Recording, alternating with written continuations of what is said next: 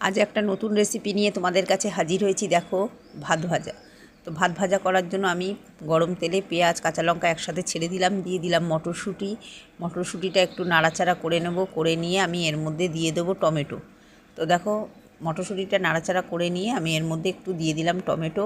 টমেটোটাকে একটু ভালো করে নাড়াচাড়া করে নেব।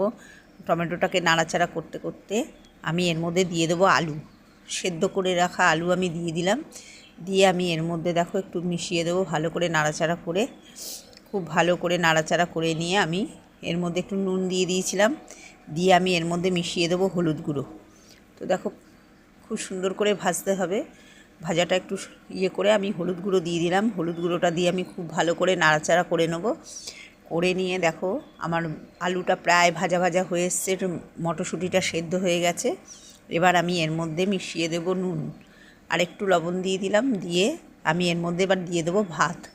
তো দেখো, ভাতটা দিয়ে আমি খুব ভালো করে নাড়াচাড়া করব। তোমরা কে কে ভাত ভাজা খেয়েছো কমেন্ট করে জানাও, আর যারা খেয়েছো তাদের কতটা ভালো লেগেছে তারাও কমেন্ট করবে। তো দেখো, ভাতটা আমি পুরোটা ভাত আমি এর মধ্যে মিশিয়ে দিয়ে খুব ভালো করে এফোড় ওপর করে নাড়াচাড়া করে নেবো। এবার এর মধ্যে আমি একটু অ্যাড করে দেবো চিনি, দিয়ে আমি খুব ভালো করে ভাতটা ভেজে নেব।